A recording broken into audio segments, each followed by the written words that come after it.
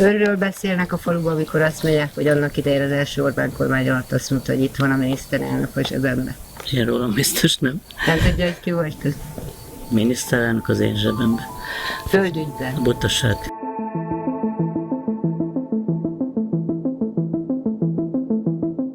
Nézze, én nagyon tisztelem a miniszterelnököt, mert ugye én azt gondolom, hogy az ő jelenléte, az erkölcsi támogatásra, amit nyújt itt a Váli völgynek, azt gondolom, az példaértékű.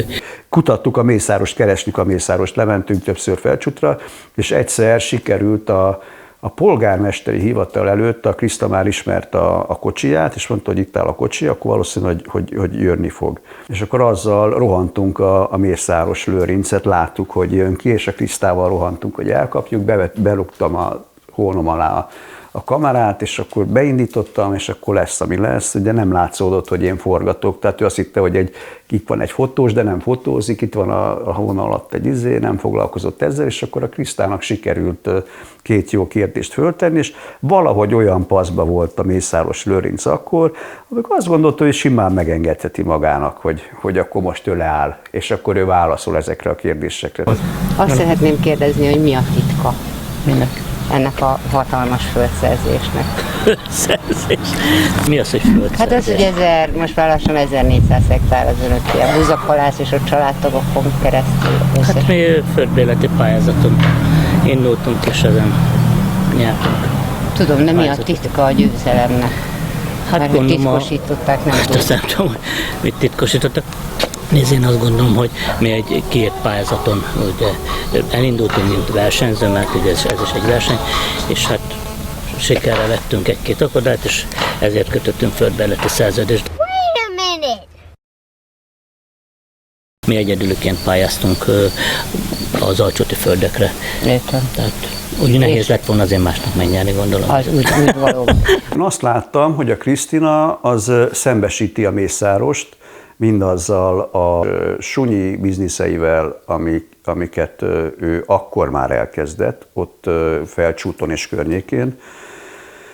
És hát látható az interjúban, hogy a Mészáros meg egy ilyen laza, hogy is fogalmazzak, egy ilyen gentryként kezeli a Krisztát, meg ezeket a kérdéseket, hogy hát szerinte itt nincs itt semmi keresnivaló, meg semmi látnivaló. Hát egyértelmű, hát, hogyha a pályázaton ő indul el egyedül, akkor ő nyeri meg azt a pályázatot, hogy ezt teljesen mosolyogva, teljesen boldog arccal. Mondjuk mi persze nagyon örülünk neki, hogy azt a pályázatot megnyerte, azt hiszem Alcsot Fotogesztor, Alcsot Doboz, tehát a felszíni vízelvezetést. Azért meg lehet nézni a Váli völgy, azért a bejáratot. Tehát hát több mint 100 000 forintot az én adomból. Kézzel, én is mennyi pénzt adok oda az adomból, és abból fizetik a sok politikusnak. Most gondoljon ebbe bele, én is mennyit. Jó, de nekem oda. Ilyen kövekkel nem rakták ki. Na jó. Ahogy a Kriszta elkezdte kutatni az Orbán családnak a birtokait, meg Mészáros Lőrincnek a vagyonosodását, illetve azt, hogy ott milyen körülmények vannak Göbölypusztán, 60 pusztán, meg a környéken, Felcsúton, Felcsút-Doboz. Kriszta meg nagyon-nagyon képbe volt, tehát kristálytisztán látta, hogy mi a pálya, és térképeken látta, hogy hol, melyik birodalom, hogy játszik össze, és és kinek adja el, és hogy vásárolják fel tulajdonképpen az összes földet a környéken. Ferenczy Krisztina újságíró már 16 éve nyomoz Felcsúton és környékén a miniszterelnök és családjának ügyeiben. Ez alatt egyszer tudott beszélni Mészáros Lőrinccel. Én odaálltam és megvártam a fogadóóráján. Ez más kérdés, hogy épp egy magántárgyalásról jött ki a cégétől, de amikor bemutatkoztam neki, annyira váratlanul érte, hogy ő úgy érezte, hogy most itt van a Ferenczy Krisztina, és én most megmondom neki a magamét. És utána szerintem, hát én azt hallottam, hogy nagy balhé volt lán, és hát szerintem nem engedik azóta nyilatkozni. Nem tudom, hogy egyáltalán csinálta valaki azóta független újságíró félórás riportot a Mészáros Lőrinccel, szerintem nem. Ilyen 7-8 éves koromban, mert nekünk volt csak tehenünk Felcsúton. Ez mondjuk nem most volt, azért meg kell jegyeznem. Nem most voltam 30 éve, vagy 40, igaz, bocsánat, inkább 40 éve. És itt nem volt jellemző, itt nem nagyon volt állattartás Felcsúton, de nagy állattartás, a sertés volt, de marha nem nagyon. Ugye mi alföldi származású a családom karcagia. De hát ugye a munka elhozta ide a családomat. És ugye csak nekünk volt szarvasmarhánk, és a higgyel azzal telt az egész nyarunk nekem, gyereknek, és ugye a saját ternénkre kellett vigyázni, ugye. És akkor ugye elmentünk 60 pusztára, és akkor 60 pusztán is fölvettük a 60 pusztai birtokot, jött az őr kutyával, mit akarunk, mit keresünk itt. És ez hány hektár? Lépje le. Gondolom cipő van, láb van, kíváncsiság van. Akkor még 60 puszta, ez egy ilyen majorság volt, egy 60 puszta volt, egy ilyen kisebb majorság. Tehát ugye mai szemmel ez megdöbbentő, hogy mi 13 évvel ezelőtt ott voltunk ennek az egésznek a kezdetén. Az átlátszó elkezdte ezt egy kicsit piszkálni, az András, a Váradi Andrásnak a történetét, a juhásznak a történetét, a Göböly pusztán lakóknak a történetét, azoknak a szegény romáknak a történetét, akik állattartásból értek ott, és tulajdonképpen megéltek, és ahogy Mészáros Lőrinc szépen körbevette ezt az egész területet, ahol ezek az emberek az állataikat tudták legeltetni, és szüntette meg az ő életterüket, és egyre jobban lehetetlenítette őket el. A birkákkal is továbbra is legeltettünk, de a lényeg a dolognak az, hogy ennek a felszámolásnak az volt a lényege, hogy közölte velem a Mészáros Lőrinc. Már milyen felszámolásról beszélünk? Mert a tavaly, júniusban már tárgyaltunk arról, hogy ezt a Kivel? területet a Mészáros Lőrinc megvásárolta. Azt mondta? Igen, ide jött hozzám, és közölte, hogy ezt a területet ő megvette, és fel kell számoljam az állatállományt. A hodályom egyedül megmaradhat még addig, míg nem lesz egy szerződésünk, mert azt igen kiadja bérben. Tehát kivehetem majd bérben a hodály és annak a területét. És milyen területre mondta ő azt tavaly nyáron, hogy ő megvettem? Konkrétan vissza tud erre emlékezni? Megmondta az összterületet, végigvitt az ő autójával, és végig megmutatta, hogy a majorral együtt ezeket a területeket ő megvásárolta. Tehát amikor például a Váradi András meséli, hogy a Mészáros így körbevitte a kocsijával, és akkor elmondta neki, hogy most már ez a terület is az övé, meg ez a terület is az övé. Tehát az a fajta erőszak, amin ezek az emberek már akkor keresztül mentek a Mészáros tevékenysége által, az akkor nagyon megfogott. Mert ugye ott nekem elég nagy területen van, és az András az pont az én birtokomon van a birkály, és azt én örökös használatról adtam neki, úgyhogy...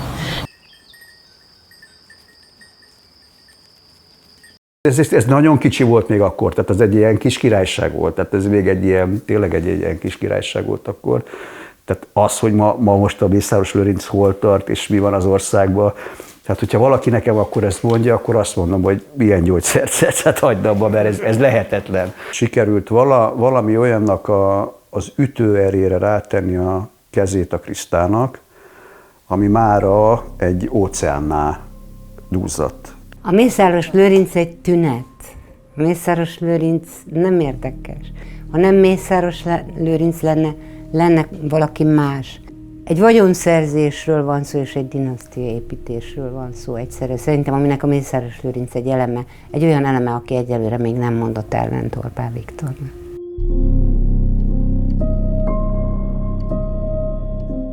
Szerettem volna megnézni a vagyonnyilatkozatát is, ugye akkor már Felcsút polgármestere volt, és az egy nagyon vicces történet volt, mert a törvény szerint a polgármesterek vagyonnyilatkozatát ki kéne tenni a település honlapjára. Az övé viszont nem volt kint, ezért kikértem külön adatigénylésbe, és akkor a jegyző azt mondta, hogy reggel 8-ra egy adott napon menjek le és megmutatja, és lementünk egy munkatársammal, és iszonyú logisztika volt, de odaértünk reggel 8-ra, és a jegyző ilyen nagy körítéssel elővette, kinyitotta a páncélszekrényt, elővette a lezárt borítékokat, amiben Mészáros Lőrinc vagyonnyilatkozatai voltak.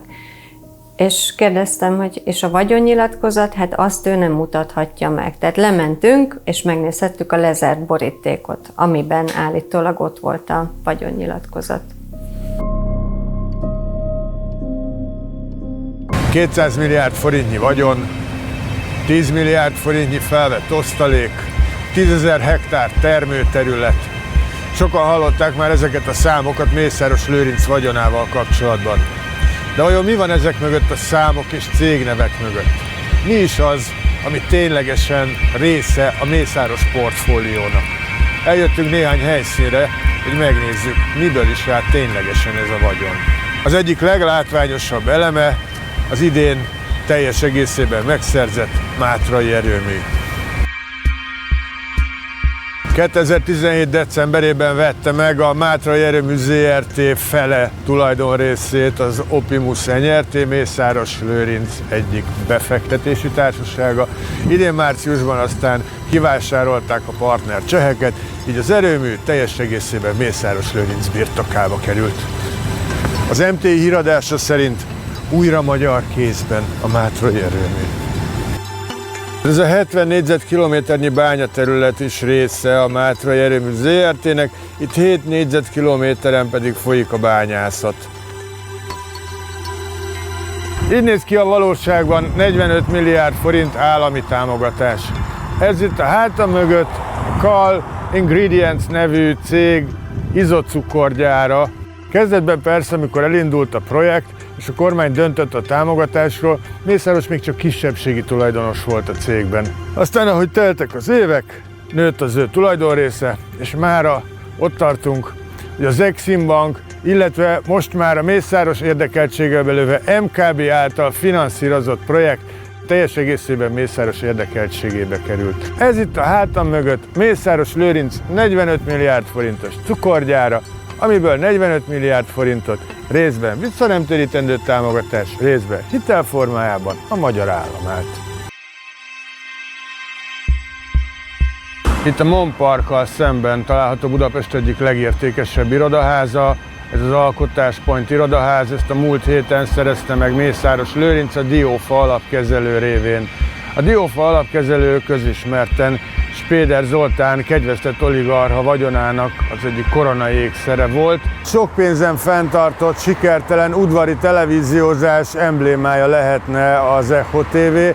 1% körüli nézettséggel a cég veszteséges is volt. 2016. decemberében Mészáros Lőrinc Talentis Groupja átvette Széles Gábortól, azóta az árbevétel meg négyszereződött, és 1 milliárd forint körül nyereséget is produkált az Echo TV, bár a nézettsége nem változott, viszont sok 100 millió forint állami hirdetés érkezett a céghez. A homlokzaton látható MediaWorks cégér helyett 2016. decemberig a Népszabadság felirat virított. Akkor a MediaWorks-ot már megszerző Mészáros Lőrinc utasítására a Népszabadság cégért nagy röhögések közepette átszállították a Terrorháza Múzeumba. Ahogy szinte minden Mészáros érdekeltség esetében, itt is inkább szerzésről, mint egyszerű vásárlásról beszélhetünk. Mészáros 2016. decemberig, hát a Népszabadság bezárása után is még tagadta, hogy köze lenne a MediaWorks-ot megvásárló Optimus Zrt.-hez. Amúgy nem csak az átlátszó szerkesztőségében, hanem a teljes magyar újságíró társadalomban is kevesen vannak, akik elbüszkélkedhetnek azzal, hogy a könyökük hozzáért Mészáros Lőrinc hasához. Sőt, fordítva történt. Mészáros Lőrinc nyomta neki a hasát a könyökömnek. És akkor még tényleg ez a kicsi volt. Tehát Lőrinc is úgy nézett ki, még messze nem volt botox, meg Louis Vuitton kiegészítő, hanem tényleg, hát amilyen ő, egy ilyen vidéki, egy ilyen TSZ elnök jellegű csávó volt, és az irodája is olyan volt, ott Felcsúton, egy átalakított családi ház, és persze már azért fehér műbőr ülőgarnitúra, meg nem tudom mi, és akkor bementünk az irodába, hát nem kérdeztük meg, hogy be lehet-e menni, hanem bementünk, kamera nem volt nálunk, és akkor titkárnőféle jött, mondtam neki, hogy az úrra, nem tudom, a Spectator-től van, nem tudom már honnan, és hogy szeretnénk beszélni az elnök úrral, és hát a nő is elég ideges lett, és a következő pillanatban beviharzott maga Lőrinc. 2 ilyen vidéki sofőr kíséretében, tehát akik nyilván a kornak megfelelő testőrség, és fejhangon visítva követelte, hogy távozzunk, de valójában ő távozott, mert kirohant, és ezen közben hozzányomta a hasát a könyökömhöz.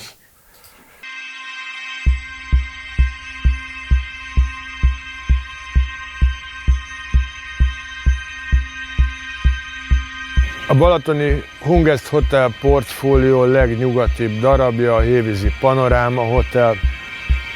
Van egy másik szállodája is Mészáros Lőrincnek Hévízen, ez egy kicsit jobb állapotban van. Ezek az épületek inkább ingatlan befektetésnek, mint sem vendéglátóipari vállalkozásnak tűnnek, bár a Hungest Hotels összességében több mint 1,5 milliárd forint nyereséget hozott tavaly. Arra mérget vehetünk, hogy a hamarosan induló 100 milliárdos balatoni turizmusfejlesztési projektből bőven fog jutni ezekre az ingatlanokra. Ugyancsak a balatoni akvizíció része a 2017-ben felvásárolt Balaton Turist, ezt is a Konzum részvénytársaságon keresztül szerezte meg a miniszterelnök bizalmasa. A cég 106 hektárnyi területet birtokol a Balaton két partján, elsősorban az északi parton, és 180 000 embernek volt olyan szerencséje tavaly, hogy a nyaralása Mészáros Lőrincet gazdagította. A magyar gazdaságfejlesztés egyik jellegzetessége, hogy azokban az iparágokban, hová bevásárol Mészáros Lőrinc, előbb-utóbb komoly állami támogatások jelennek meg. Így van ez a Balaton Turist esetében is. 2017-ben szerezte meg a céget Mészáros Lőrinc, ugyanebben az évben döntött a kormány arról, hogy 5 milliárd forintot szán a balatoni kempinges turizmus fejlesztésére.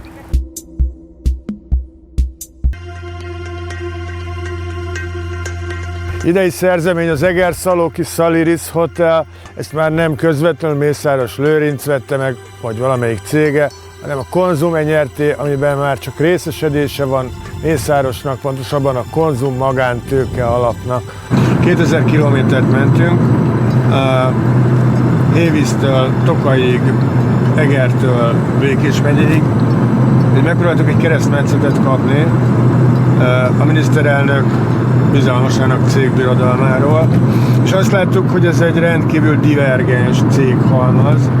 Van ebben minden lepukkant, nem is működő borászattól kezdve bankig, komplett médiaportfólió, izocukorgyár, iszonyatos mennyiségű termőföld, vadászkastély. Hát az látszik, hogy a főnévét már úgy választotta ki, hogy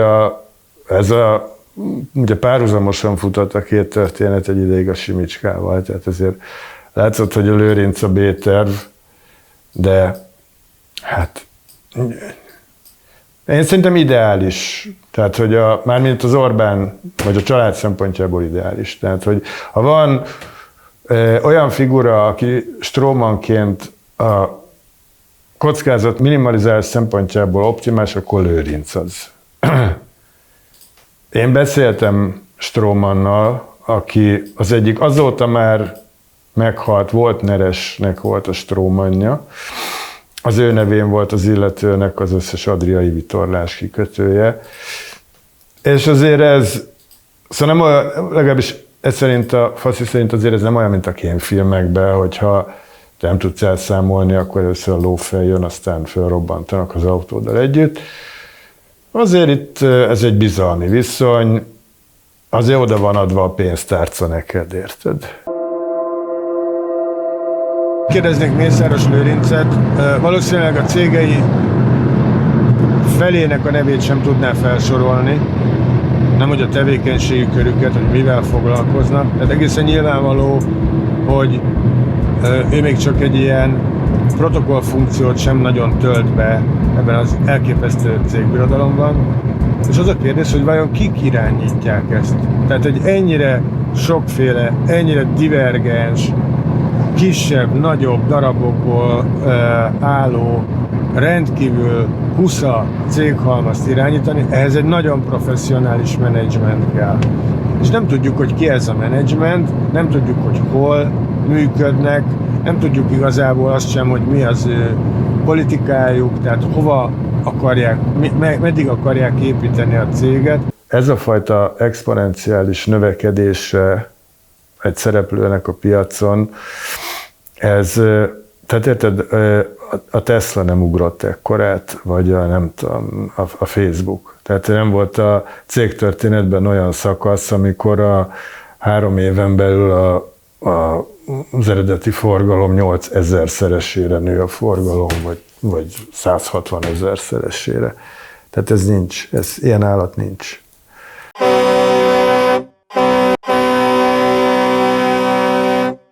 Egyik 100 leggazdagabb tag mondta nekem olyan 2012-13 táján, hogy ide figyelj, amit a szocik csináltak az elmúlt 20 évben, ők voltak az ipari tanulók, akik most vannak, és fideszesek, ők egyetemi tanárok, professzorok. Ha bárkit megkérdezel, hogy 2010 és 2014 között hogyan zajlottak le a céges adásvételek, akkor baromi egyszerű a válasz. Oda mentek, és azt mondták, hogy adod a céget? Nem. Jó, akkor holnap jön a NAV, az adóhatóság magyarul. És utána adta. 1 forintért vettek, gombokért vettek nagyon-nagyon komoly cégeket.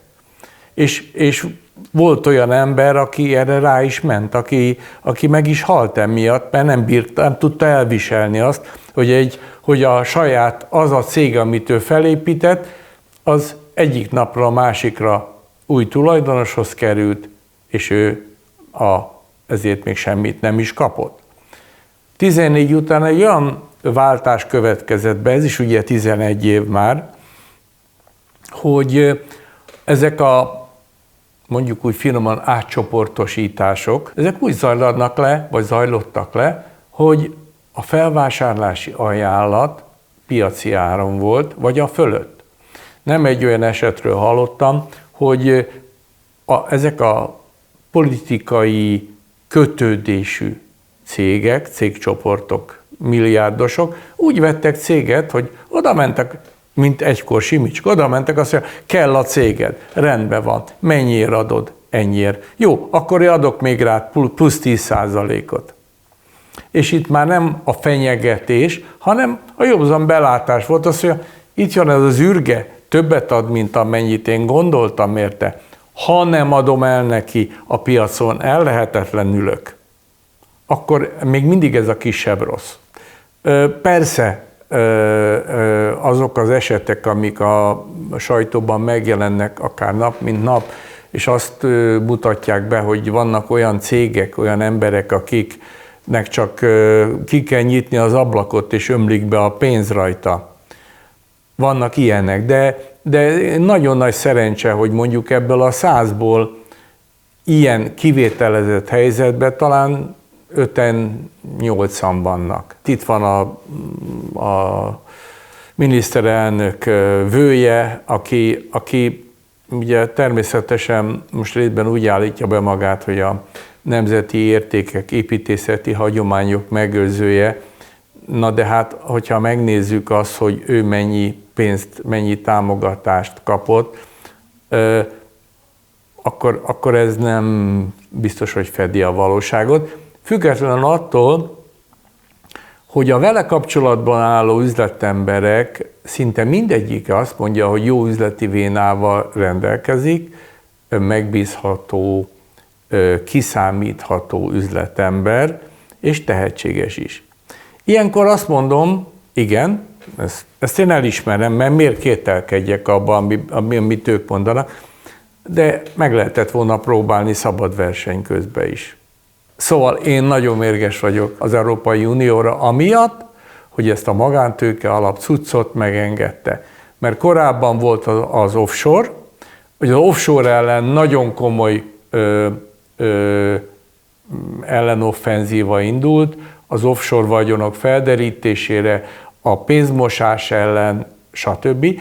Ez nagyon sikeres is volt, úgy tűnt már, hogy kitisztul a körkép, és most létrehozták a magántőke alapot, ami ellen az Európai Uniónak egy szava nincs. Márpedig itt aztán tényleg mindent el lehet rejteni.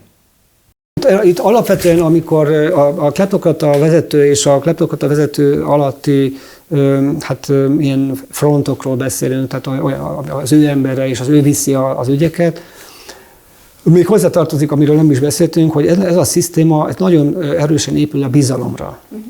Minél erősebb ez a bizalom, annál nagyobb pozíciót kap ez a haver. Ez a króni, vagy haver, angolul króni, vagy magyarul haver. És a bizalom az baromi fontos. És az ilyen szisztémáknak az is szokott lenni a korlátja, hogy nagyon kevés az olyan ember, akiben a kleptokrata vezető megbízhat. Tehát ha például a Simicska az egy nagyon okos srác, szakkollégista volt, bibókollégista volt, nagyon jól ismerte az Orbán, mint bibókollégista a 80-as években.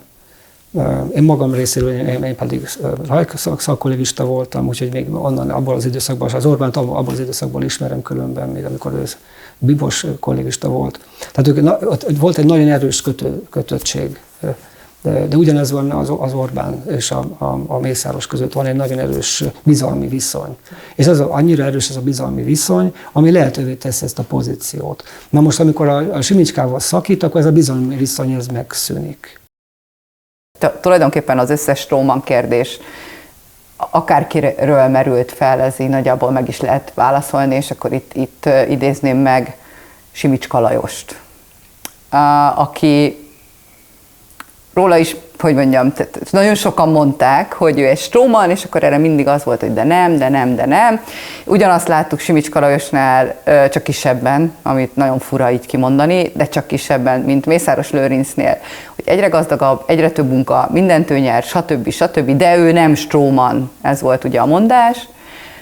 És hát jött a híres gecizés, amit így már sipoljunk ki, és hirtelen Simicska Lajos nem nyert, Simicska Lajos földönfutó lett, jó nem, mert egy szép összeggel távozott azért ebből a történetből, de hirtelen valahogy elvesztette az üzleti érzékét, elvesztette azt a tehetségét, hogy közbeszerzéseket nyerjen, és valahogy egy átlagemberré vált. Na most, hát ezt még Mészáros Lőrincnél nem látjuk, de mivel a történet nagyon sok ponton nagyon hasonló, mondom, sajnos a mérték az ugye teljesen más. Nehéz azt elképzelni, hogy Mészáros Lőrinc egy teljesen önálló entitás legyen, és hogyha nagyon gonosz akarok lenni, akkor pedig azt mondom, hogy nézzük meg a vele készült interjúkat, és akkor abból le tudjuk szűrni, hogy az 1200 milliárd az az ő üzleti tehetségének köszönhető, vagy sem. Aki kívül néz a Magyarországot, azért az látszik, hogy Magyarországon ez a hazug nyelvhasználat, ez nagyon elterjedt. És ezt becsapjuk magunkat. Tehát amikor mészáros cégekről beszélünk, akkor ez egy hazug valami. A Mészáros egy Stroman. Tehát ő, vagy angolul front. Tehát, hogy valakinek egy embere, ő nem tulajdonos. Tehát, hogy formálisan ő tulajdonos, persze, de hasonló lehet, mint Vajda Timi. Vajda Timi nem örökölte Andi Vajnának a vagyonát, hanem valamit, olyasmi megállapodás lehetett ott háttérben, hogy a Vajda Timi az örök életére, amíg él, az egy olyan életrejáradékot kap, amiből jól tud élni, de a vagyon az nem volt az övé. És itt is arról van szó, hogy valójában ezt akkor fogjuk megtudni, amikor már hát Mészáros Lőrinc nem lesz aktív. Valami miatt meghal, vagy valami beteg lesz, akármi, akkor tudjuk majd meg, hogy az a vagyon, amit most elvileg az ő nevében van, az kinek a nevébe fog lenni. Én azt gondolom, hogy itt Orbán Viktor vagyonáról van szó, és Orbán családnak a vagyonáról van szó, és ő meggazdagodásukról kell beszélni.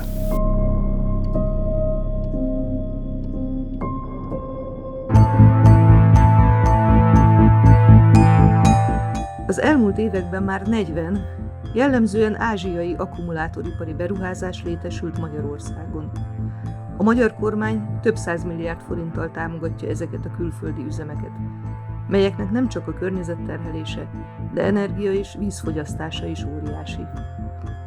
A legnagyobb hazai akkugyárak összesen több mint 100 000 köbméter vizet fogyasztanak naponta. amely egy félmillió lakosú város napi vízigényét is biztosítaná.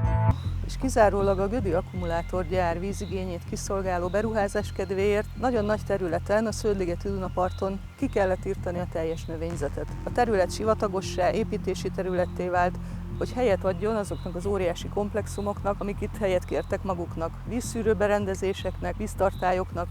A váci déli vízbázison létesülő beruházások kivitelezője a Mészáros és Mészáros Kft.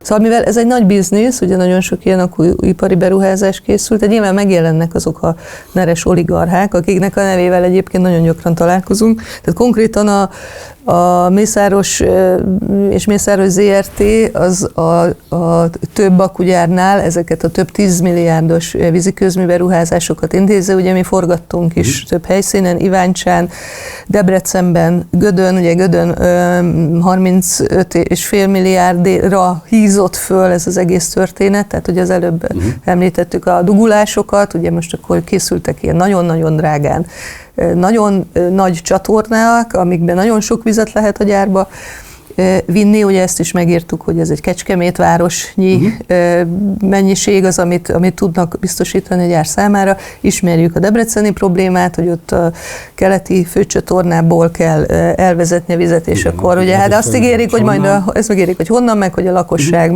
kap eleget, és akkor jut a gyárnak is, vagy az iparterületeknek is elegendő, de hogy, és a Mészárosig ott vannak egyébként a Tigász, tehát a gáz és a ellátásban is.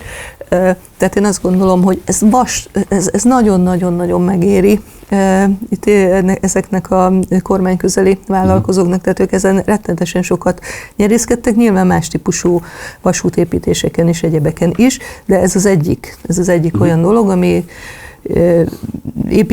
egyéb építőipari cégek is Debrecenbe, szóval a Market ZRT és a többi, ezek mind óriásit kaszáltak ezen.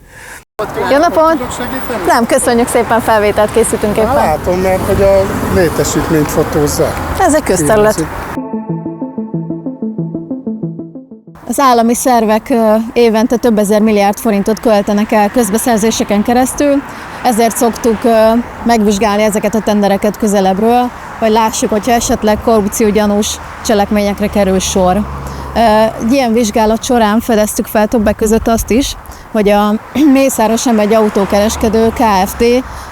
Úgy nyeri el a tendereit, hogy nagyon rövid szállítási határidőt vállal, olyan rövideket, amivel még a legnagyobb autókereskedő cégek sem tudták felvenni a versenyt. Ennek az lett a következménye, hogy mivel nagyon rövid idő alatt tudják leszállítani az autókat, ezért akkor is ők nyertek, hogyha drágább ajánlatot adtak, mint a versenytársaik. Emiatt viszont felmerült a gyanú, hogy a kiírók ezeket a pályázatokat nem megfelelően írták ki. Az állami szerveknek az lenne a feladata, hogy minél olcsóbban és minél jobb minőségben jussanak hozzá a szolgáltatásokhoz. Itt viszont felmerült annak a gyanú, hogy ez nem történt meg, úgyhogy közérdekű bejelentést tettünk az ügyben.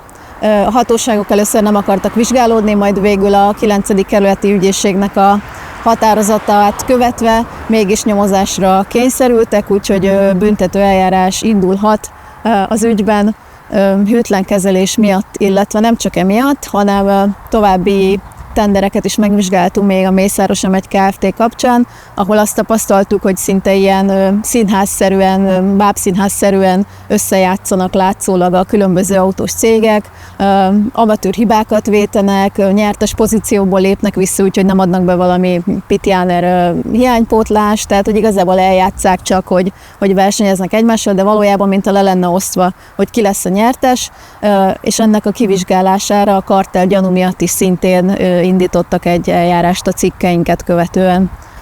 A harmadik pedig, ami miatt szintén vizsgálódnak hatóságok, és ez szintén az átlátszó tárta fel, hogy a Mészáros egyik építőipari cége úgy nyert el állami megbízást, közpénzes megbízást, hogy a legolcsóbb ajánlatokat mind kizárták előle, aránytalanul alacsony ára hivatkozva, és ezért a Mészáros cég lett a befutó. Ezt szintén vizsgálják a hatóságok. Hogy ennek hogyan tud valaki ugye megfelelni egy ilyen rövid határidő alatt, ugye 15 vagy 30 nap alatt leszállítson egy autót, hát vagy hatalmas flottával kell rendelkezni, amivel biztosan nem rendelkezett akkor a Mészáros M1, hiszen ők nem piacvezetők e területen. A másikok, hogy valakinek a rendelkezésére állnak eleve. ezek az autók, pont az az X kategóriájú, X darab, X színű autó, ami ugye rendelőnek az igénye, tehát valahonnan kaphattak egy flash-t, hogy ilyen autókra lesz majd hamarosan szükség.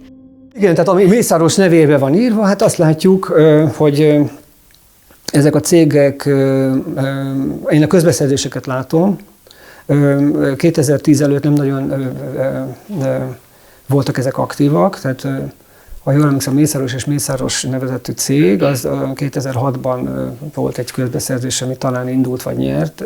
De gyakorlatilag 2010 előtt ezeknek a cégeknek, amelyek úgy is mondhatjuk, ez is egy olyan fogalom, amit a politikai gazdaságtanban használnak, hogy politikai favoritizmus. Tehát, hogy van egy verseny, lenne egy verseny, szabad verseny a közbeszerzési piacon, de nem a árak és nem a minőség alapján döntök, hanem az alapján döntök, hogy az a cégnek valamiféle tulajdonosa vagy menedzsere az be van-e kötve, tehát van-e politikai kapcsolata a vezető a kormányzati elittel, és hogyha van, akkor neki adom ezt a megrendelést. Tehát ez a politikai favoritizmus. Na most, hogyha ezt nézzük, hogy ezek a cégek, ami nem csak itt a Mészáros, formálisan Mészáros nevével jelzett cégekről van szó, hanem rengeteg ember van. Hát nem olyan sok, hát 12-t vagy 13-at tudunk összeszámolni, 13 ilyen úgynevezett időzőjelben vállalkozó, mert ezek még a vállalkozó szó sem igaz rájuk, mert a Schumpeter értelmevet vállalkozó, tehát amit a közgazdaságtudományi vállalkozónak mond, az teljesen más, az nem ez. Tehát ezek a magánszemélyek, ezek, akik vannak politikai kapcsolatok, itt a Garancsit is ide sorolom, vagy a Tiborcot, vagy ide sorolom természetesen Mészáros testvérét, vagy a Mészáros vejét, a Tiborcnak a haverjait. Ezek mind ide tartoznak, tehát ezek a cégek hát látható mértékben a nulláról meredeken emelkedett az a közbeszerzéséseknek az aránya, amelyeket megnyertek. Ez nem olyan sok ám különben, tehát amikor a legnagyobb érték volt, akkor csak a közbeszerzési szerződések 3-4%-át nyerték meg, de az önmagában ez az adat nem mutat semmit. Mert ami mutat, az, hogy mekkora értéket nyertek, és vannak olyan évek, tehát 2010 előtt ezek szinte nullát nyertek, vagy a Simicska, ugye a közgép az nyert 2010 előtt, egyedül vagy konzorciumban, de 2010 után meredeken úgy persze emelkedett, 2015-ig a G-napig, a Simicska az tarolt, utána már nem tarolt, azt látjuk az adatokból, de ezeknek az aránya olyan 2020 környékén ez elment 25%-ra. Tehát az összes közbeszerzés érték 25%-át, egy negyedét, tehát minden negyedik forintot, amit a magyar állam kiírt, ez több ezer milliárd forint egy évben, azt ezek a cégek nyerték egyedül vagy konzorciumban. Ez egy hatalmas pénz.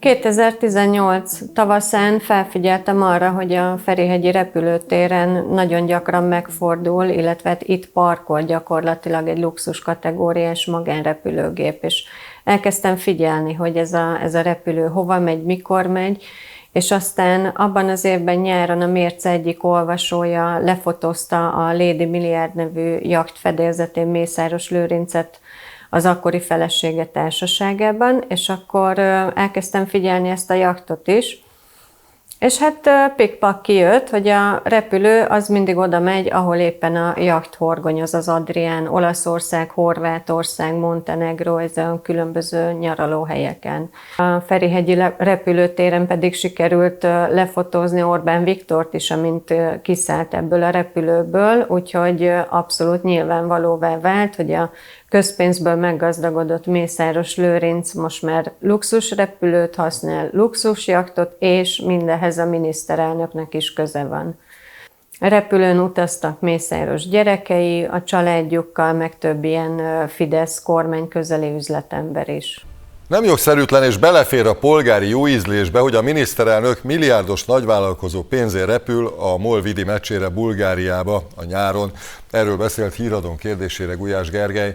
A miniszterelnökséget vezető miniszter a mai kormányinfón azt mondta, semmilyen szabálytalanságot nem követett el Orbán Viktor, amikor elfogadta a milliárdos állami megrendeléseket elnyerő Garancsi István meghívását. Tehát kezdetben ugye egy jakt volt és egy repülő, és azóta ez így exponenciálisan növekedett, mert azt a jaktot és azt a repülőt használta mindenki, tehát minden ilyen kormányközeli üzletember, meg a rokonságok. És utána lett még egy nagyobb jakt, aztán még egy repülőből, most már legalább 4-5 darab van. Mészáros Lőrincnek van egy külön helikoptere is, ami őt a repülőhöz viszi a repülőtérre. Mészáros Lőrinc és családja az Orbán Viktor által is használt osztrák luxus magángéppel utazott nyaralni a Maldív-szigetekre. Az átlátszó oknyomozó portál fotózta le, amikor 10 nappal később megérkeztek Budapestre. Az ország jelenlegi leggazdagabb embere feleségével, 2 lányával és vejével, Homlok Zsolttal utazott. Még júliusban ugyanezzel a géppel utazott a miniszterelnök is a MOL Vidi bulgáriai meccsére. Akkor a kormány azt állította, Orbán Viktor Garancsi Istvántól kapta ajándékba a repülőutat. A jachton Németh Dani ledrónozta Homolya Róbert MÁV elnököt a nyár kellős közepén, amikor szokás szerint a MÁV, meg ugye a vonatok azok lerohadtak, nem indult, kigyulladt, elromlott, mit tudom én, és a MÁV elnök az meg ott jachtozott az Adrián. Szijjártó Péter is nyaralt családostól a Lady Milliárd fedélzetén, miközben épp fehér orosz válság volt, és a Facebook oldala szerint öltönyben dolgozott az irodában.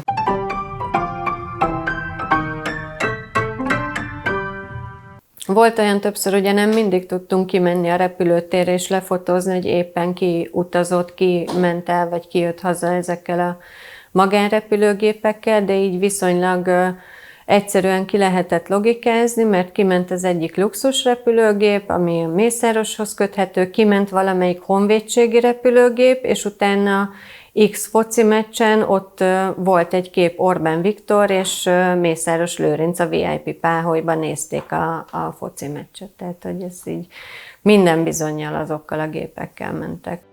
Csak tavaly 606,5 milliárd forint értékű közbeszerzést nyert az átlátszó.hu összesítése szerint az a milliárdos vállalkozó, aki a volt közlekedéspolitikai államtitkárral, a MÁV jelenlegi elnökével hajózott az Adrián. A leleplező drónfelvételt szintén az oknyomozó portál készítette, és tegnap hozták nyilvánosságra. A luxushajón korábban Mészáros Lőrinc is feltűnt, a kormány továbbra sem válaszol a kérdéseinkre, viszont a MÁV-ot felügyelő tárca nélküli miniszter sajtóosztálya szerint a szabadságát mindenki úgy tölti, ahogy akarja. Többféle milliárdos típus van. Van olyan tényleg, és nem egy, aki reggel 4-kor fölkel, és 10-kor még válaszol az SMS-edre. De van olyan, aki pedig azt mondja, hogy nekem már van, ez a ritkaság, nekem már van mondjuk 50 milliárd forintom. Úgyse tudok 3 ebédet megenni, inkább azt csinálom, hogy minden hónapban 1 hetet külföldön vagyok. Elmegyek jó merre messze, 5 percet, napi 10 percet foglalkozom az e-mailjeimmel, és ennyi. És a többit viszik az embereim. Hogy Mészáros Lőrinc ebben ezen a skálán hol helyezkedik el, azt igazából nem tudom, mert nem látok bele a cégek működésébe. Annyi biztos, és ezt biztosan állíthatom, hogyha van valakinek egy 350 cégből álló csoportja, akkor nem lát bele minden apró cégbe. Maximum azt tudja csinálni, hogy szektoronként egy-egy embert, vagy egy-egy menedzser csoportot kinevez, és azokra bízza az irányítást. Ő csak a csoportok működését tudja ellenőrizni, hiszen nincs se ideje, se tudása, se elérhetősége ahhoz, hogy mondjuk Hajdúsámsonba a lepke gyártó cégnél mi történik. Mindenki arra kíváncsi, hogy ki van mögötte, milyen agytröszt működik, mert ezt egy ember azért nagyon nehezen tudja irányítani. De eddig minden kísérlet, minden erre irányuló kísérlet zátonyra futott. Tehát jobb hiány azt gondoljuk, vagy gondolhatjuk, hogy ezt ő csinálja csak.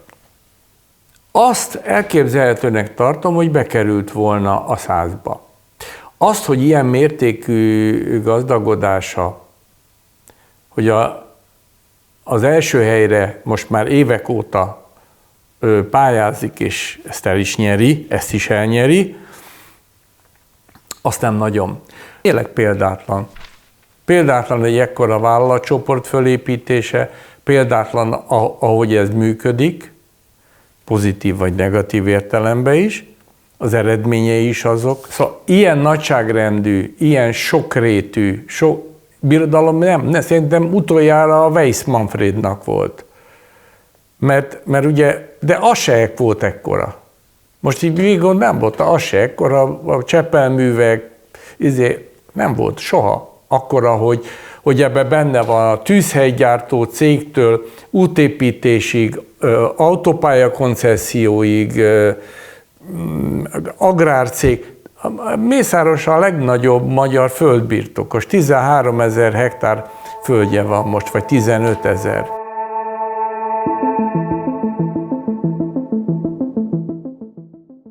Ugye a Mészáros Lőrinchez köthető cégek csinálják a Budapest-Belgrádot. Igen. És, hát is, igen. Igen. És hogy a Vecsés Monort azért újították föl, mert hogy onnan kerültek át betonaljak a Budapest-Belgrádra. Kellett az anyag.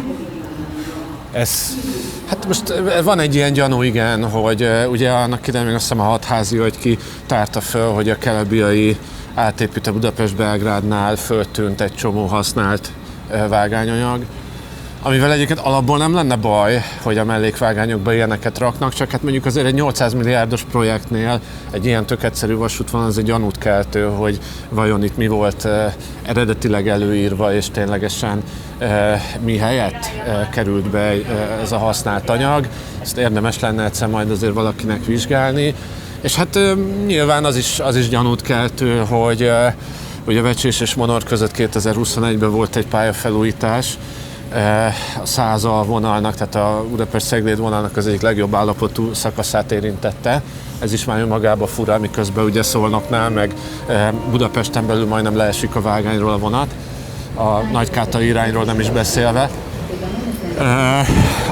Amit szintén a Mészáros féle cégcsoport csinált, és hát ugye az onnan kiépített vágányanyag az megegyezik, tehát típusát tekintve megegyezik azzal, amit a kelebiai vonalba beépítettek használt anyagként.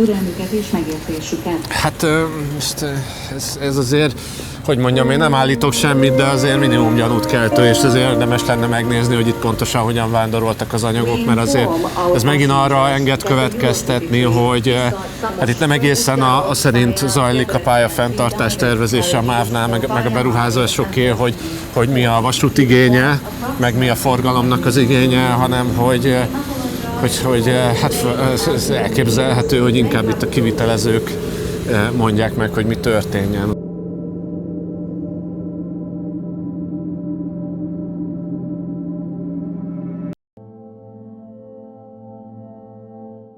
Ősszel jött egy rendőrségi idézés nekem otthonra, hogy legyek szíves a székesfehérvári rendőrkapitányságon megjelenni tanúként. És először nagyon megörültem, hogy bizonyára valamelyik oknyomozó cikkünknek eredménye lett, vizsgálat indult, és milyen jó, hogy nem hiába dolgozunk. És a tanú kihallgatás is egy tornateremben, a rendőrségi tornateremben történt.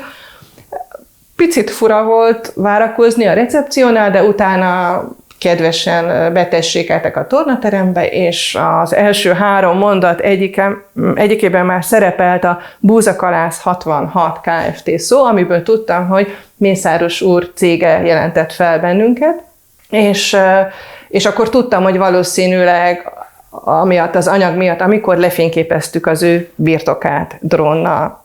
És aztán ismételten kérdezte tőlem, vagy mondta, emlékeztetett a jogaimra, de folytatta a kérdezősködést, hogy ki hagyta jóvá, ki készítette, ezt nem mondtam el, hogy ki készítette, mert tudtam, hogy ehhez jogom van, és tudtam azt is, hogy ez így helyes, tehát nincs semmi közük hozzá. És ha minden igaz, akkor Ennek az esetnek, illetve a korábbi drónos cikkeinknek az eredménye lehetett az, hogy a következő év januárjától tulajdonképpen betiltották, vagy ellehetetlenítették a drónfelvételek készítését.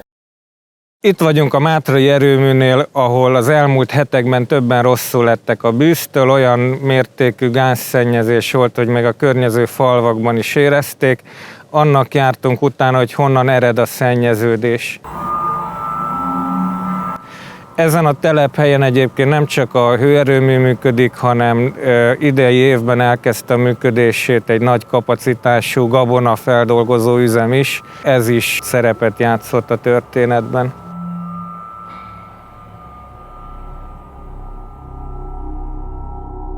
Mészáros Lőrinc cégcsoportja 2018-ban szerezte meg a legnagyobb magyar hőerőmű, Mátrai erőmű többségi tulajdonrészét, és ott 2019-ben történt egy csúnya baleset, gázszivárgás történt, rosszul lettek a dolgozók, kórházba kerültek, le kellett állítani a termelést, és semmilyen hír nem volt arról, hogy ezt mi okozhatta vajon ezt a gázszivárgást, ezt a balesetet, teljes hírzárlat volt az ügybe. Na de hogy szennyeződött el ez a technológiai víztározó, ami ugye addig már nem tudom hány évig problémamentesen üzemelt?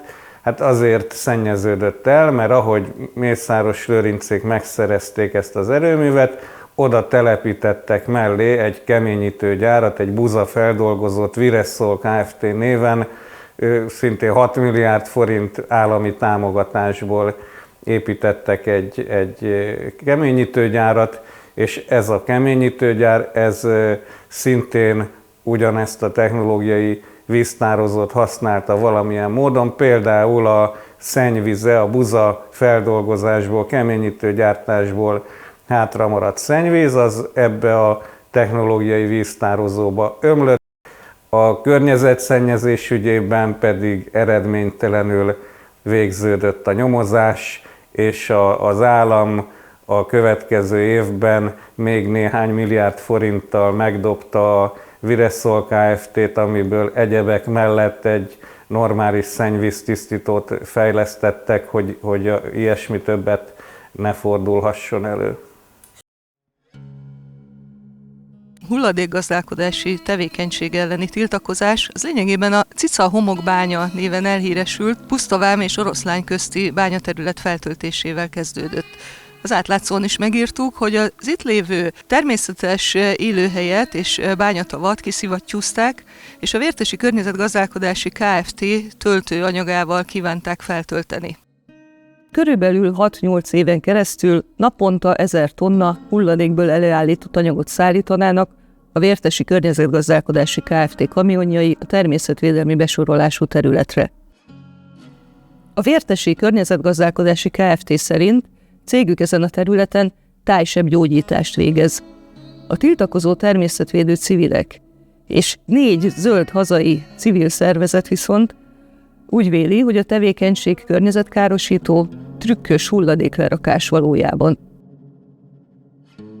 Kiadott engedélyben meghatározott egyedi szennyezőanyag határértékek jogszabályellenesen magasak. A Kft. Területére például többek közt Olaszországból is érkezik szennyvíziszap, ismerte el Lantos Csaba energiaügyi miniszter egy bizottsági meghallgatáson. A hulladékfeldolgozást végző Kft. Mészáros Lőrinc érdekeltségeihez köthető.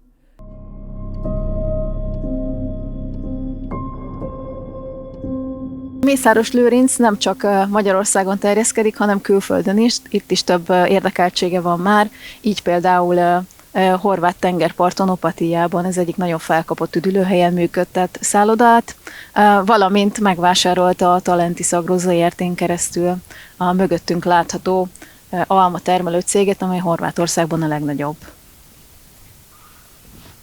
Ezek a végtelenben nyúló almafosorok a magyar határtól nagyjából 25 kilométerre vannak, hercegszőlős településen. A cég évente 8000 tonna almát és nektarint termel. Természetesen a bevásárlás nem volt olcsó.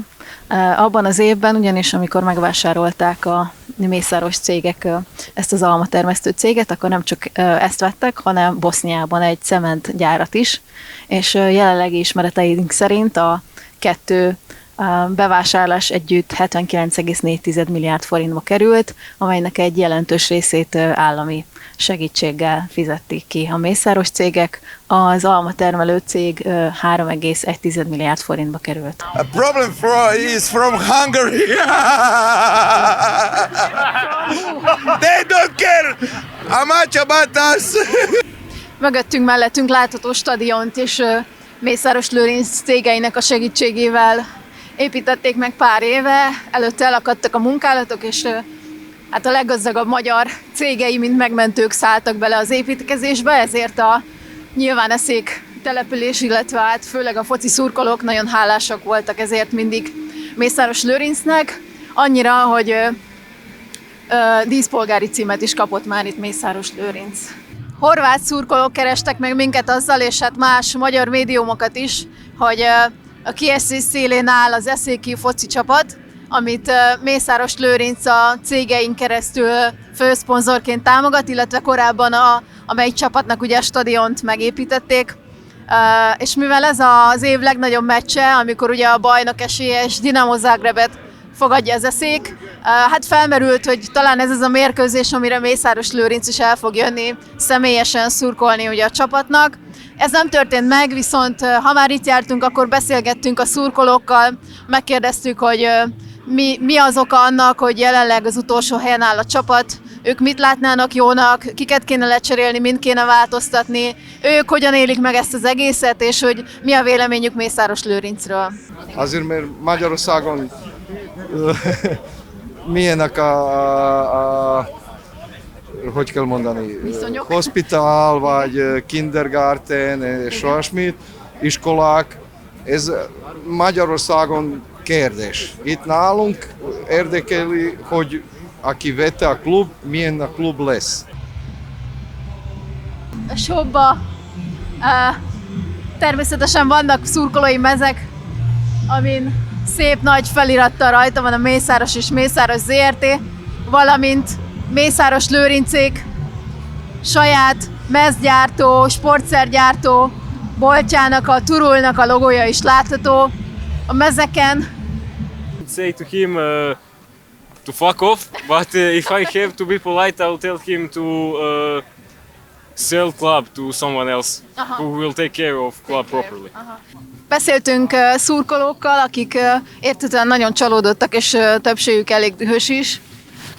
Nagyon örültek akkor, amikor, az elmondásaik szerint nagyon örültek akkor, amikor Mészáros Lőrinc jött, és megépítették a stadiont, és tényleg megmentette a csapatot a megszűnéstől, viszont úgy érzik, hogy azóta nem igazán foglalkozik már a csapattal. Valaki, mikor valamit az enyém, akarok, hogy legyen legjobb, hogy legyen, hogy nyerünk a bajnokságok, kupák, hogy játszunk az Európában, de ez semmi se nincs. Mi utolsók vagyunk, utolsók.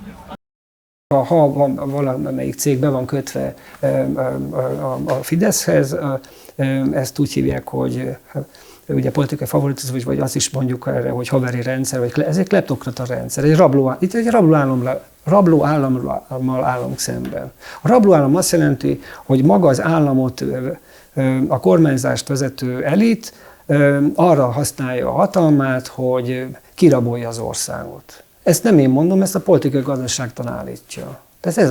Ezt alapvetően ezeket a példákat, amikor olvasunk ilyen irodalmat angolul, akkor ez afrikai országok példáit szokták mondani, és dél-amerikai országok, de inkább afrikai országok példáit szokták mondani. Ennek a legextrémebb esete az, amikor egyik afrikai országnak talán a miniszterelnöke vagy államelnöke utasította az APEC-et, az ottani APEC-et, hogy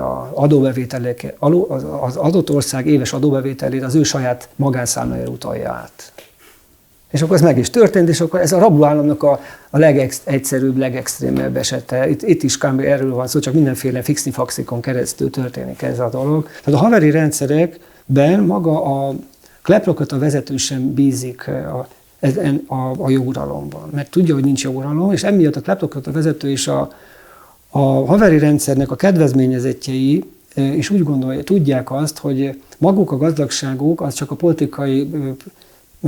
politikai kapcsolataiktól függnek, ezért ők arra törekednek, hogy kimentsék a vagyont. Tehát ezt írja az irodalom, ez latin-amerikai példák alapján, tehát hogy van egy ilyen kleptokrata vezető, akinek az a célja, hogy saját magát és a családját gazdagítsa, és a saját haverjait gazdagítsa, akik az ő emberei. De most itt csak az embereire gondolunk, akkor a haverokra gondolunk, akkor ők tudják azt, hogy ha kiesnek a pixisből, tehát hogyha nem ez a politikai kapcsolat már nem működik, akkor ők meg lesznek fosztva a vagyontól, ezért ők arra törekednek, hogy ezt kimentsék. A kimentés azt jelenti, hogy mindenféle eszközökkel az adott országban megpróbálják biztonságba helyezni. Mert mi a célja egy kleptokrata vezetőnek? Ha én kleptokrata vezető lennék, akkor azt mondanám, hogy igen, nem csak a saját gazdagodásom a lényeges, mert lehet, hogy engem majd leváltanak, forradalom akármi, mert lehet, hogy emigrálnom kell, hanem az, hogy a családomnak biztosítsam a jövőjét.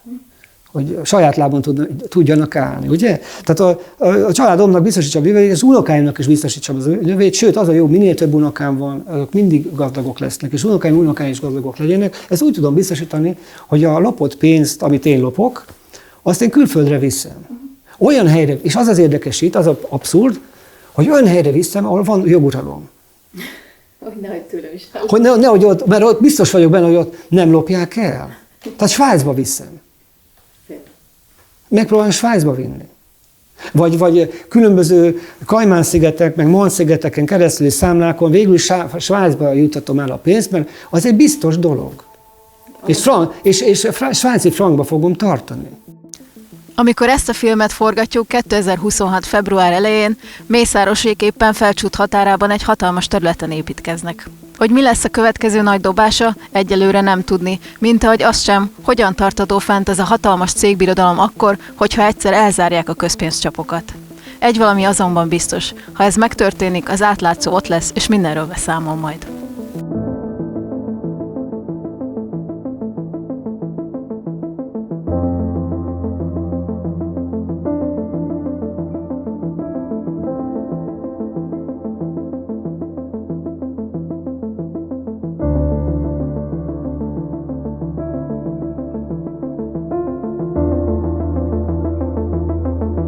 Szeretnék meg egy lakást, vagy nem is egy lakást, hanem több lakást, meg utcákat, szóval szeretnék egy lakóparkot. És nagyon szeretnék még egy kis malacot, vagy inkább 2, vagy 100, vagy 1000, vagy 10 000, szóval szeretnék egy sertéstelepet. Hogy miből? Hát támogatásból. EU-s támogatásból, hát arra van az EU. Mangalicát fogok tenyészteni, mert az magyar. Ja, hogy arra nincsen sertésjóléti támogatás. Jó, hát akkor majd lesz. Magas a sertéshúsnak az áfája, jó, hát akkor alacsonyabb lesz. És kellenek még földek.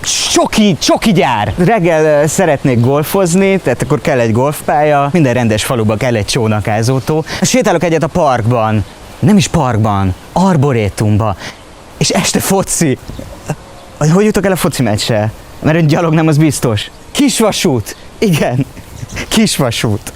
Csónakból kiszállok, kisvasútra felszállok, a stadionnál leszállok, mert hogy lesz egy stadion, és abba fog játszani a csapatom, mert kell egy saját csapat, és nem csak csapat, hanem akadémia. Lesz egy futballakadémia! És hogy ez miből? Adóból. Tau, keop, támop. Adj 1%-ot az átlátszónak, hogy megtudd, mire megy el az adót 99%-a. Átlátszó? Ja, hát ezt megszüntetem.